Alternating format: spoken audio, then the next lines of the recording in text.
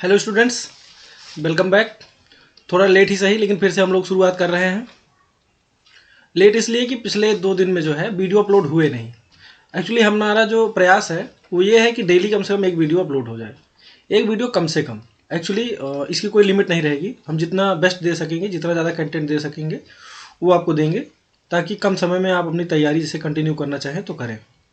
देखिए, लेखपाल का भी जो है नोटिफिकेशन आ गया है, उसकी एक वीडियो है, अगर आप देखना चाहें देख सकते हैं।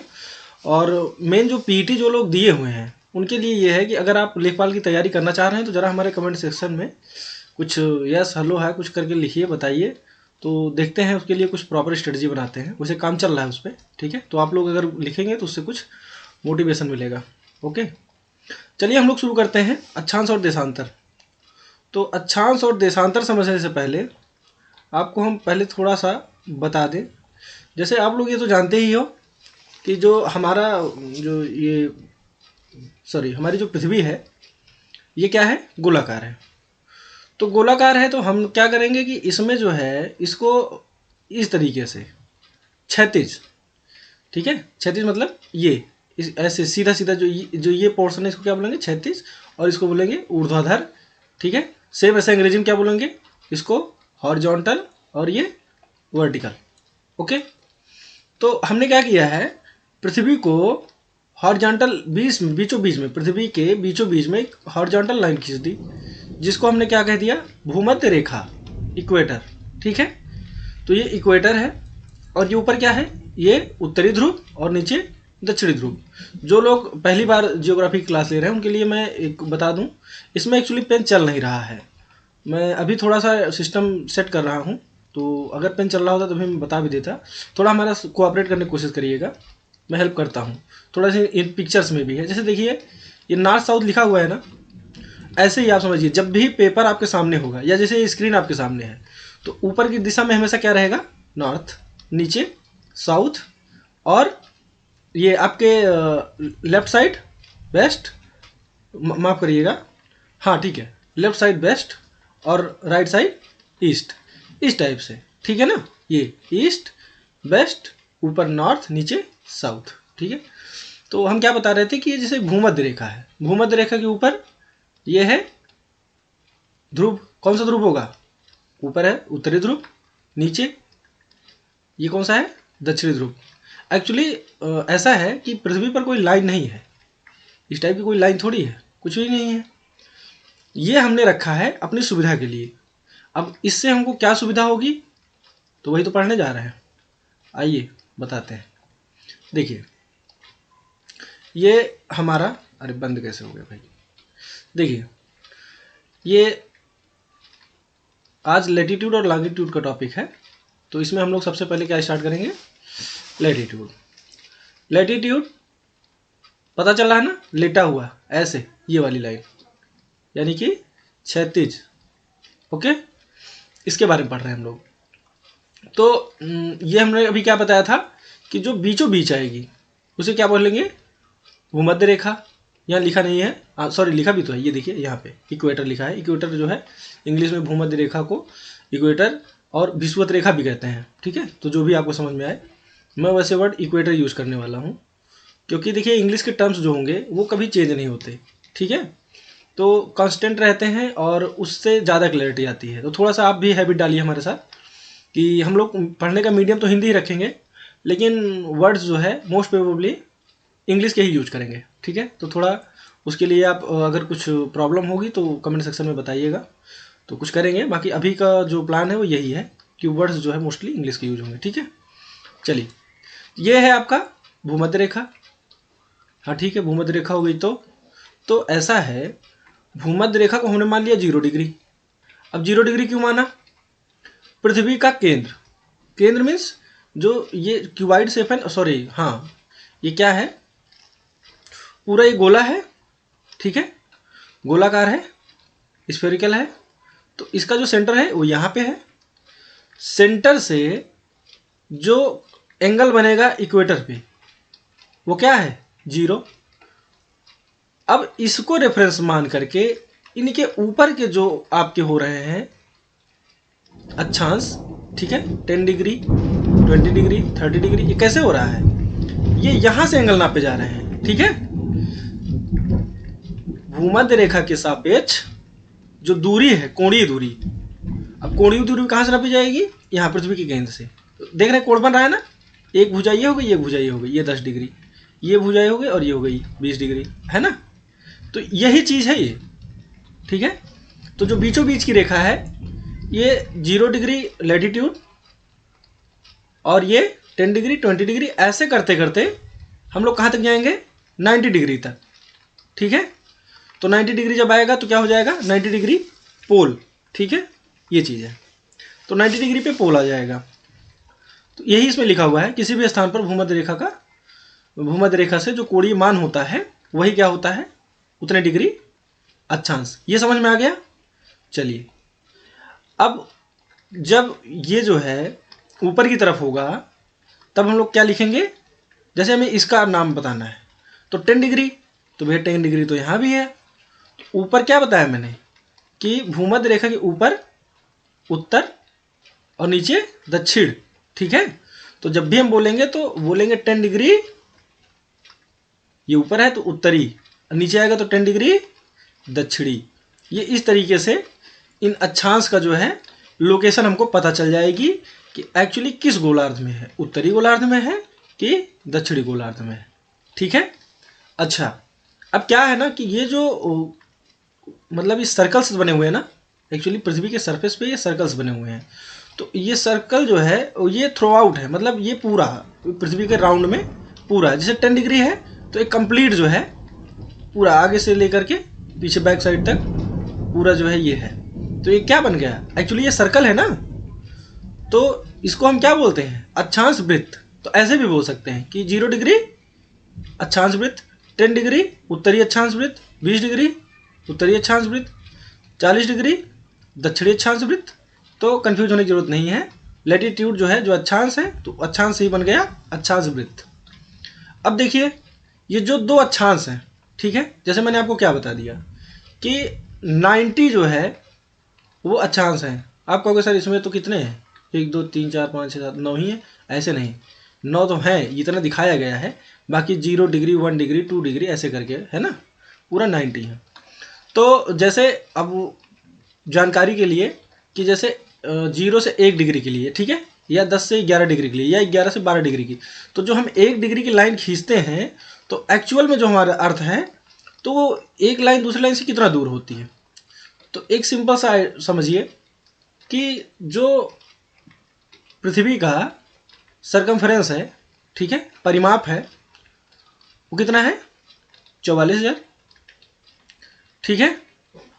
और जो पूरा बनेंगे ये कितने बनेंगे वृत्त, 360 बनेंगे। क्यों, कैसे बनेंगे 360, अरे भाई 1 2 3 4 90 ये हो गए, ओके, 90 ये हो गए, इस तरीके से।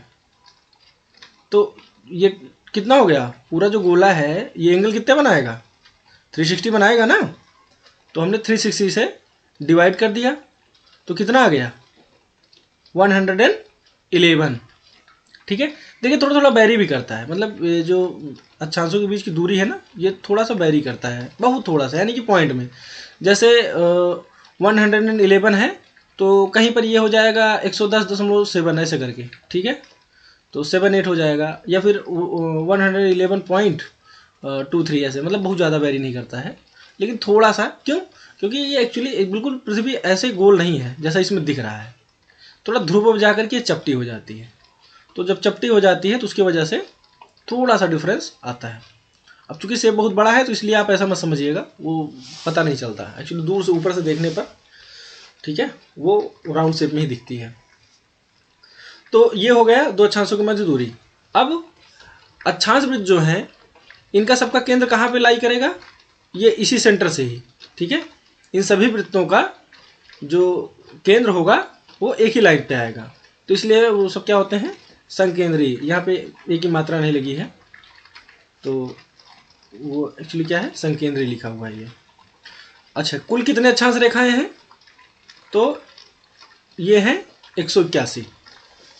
अब 181 क्यों हो गई भाई, देखिए ऐसा है 0 से लेकर 90 डिग्री, ठीक है।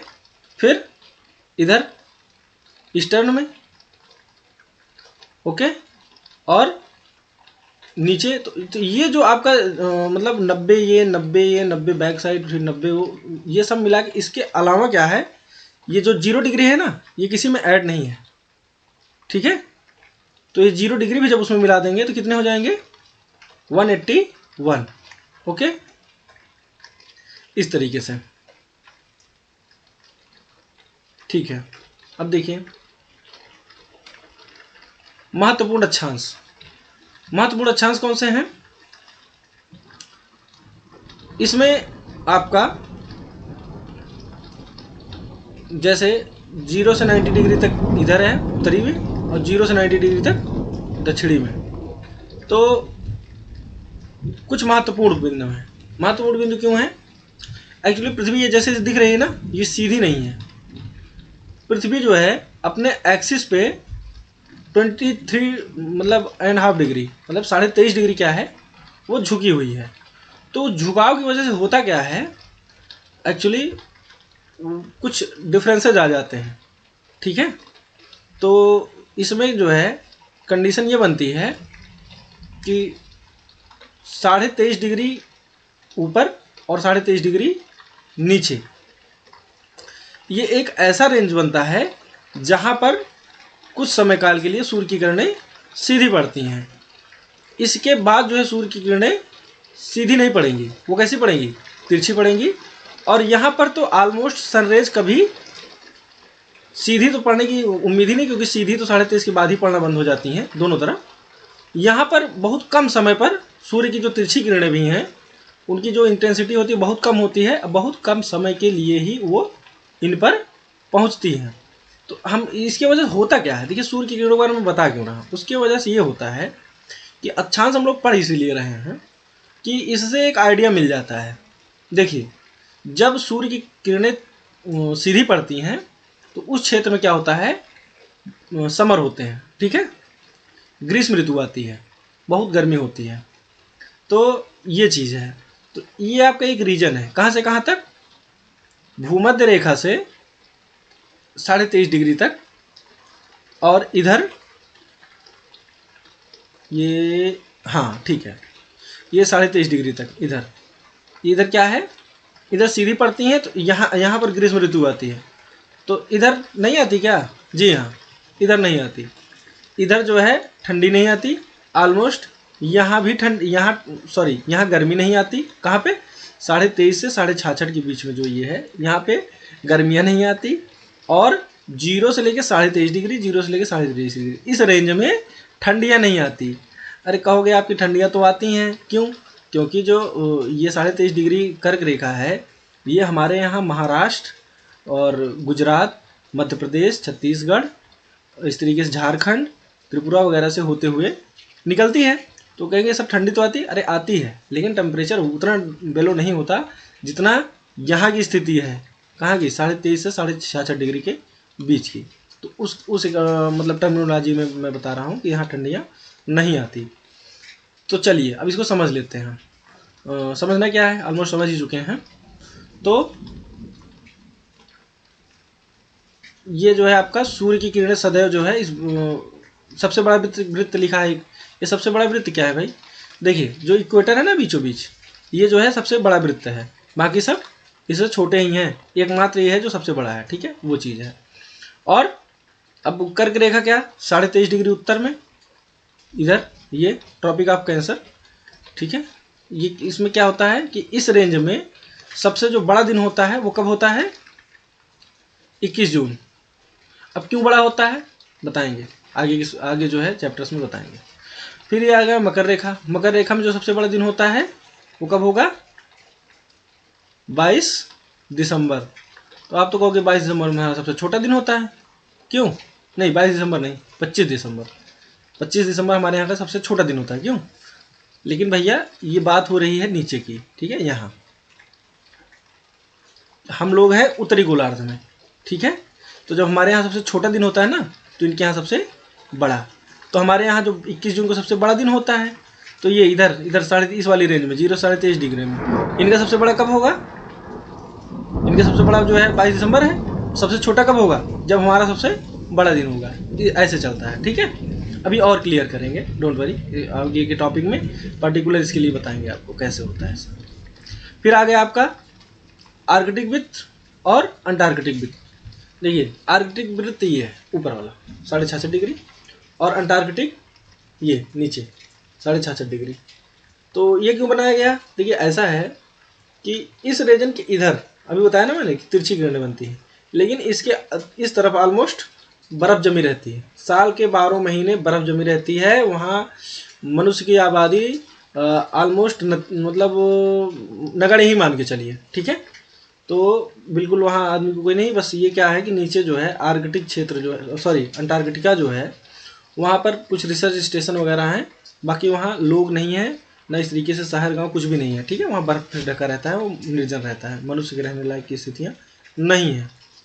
आइए वही जो हम आपको बता रहे थे, तो उसी में एक थोड़ा सा आपको आइडिया मिल जाएगा। देखिए जो सनलाइट है ना, वो ऐसे ऐसे इन्होंने बना दिया है। एक्चुअली ऐसा थोड़ी ना होगा, इधर से क्या होती है, थोड़ा इंक्लाइन हो जाती है, ऐसे जाएगी, तिरछी जाएगी, ठीक है।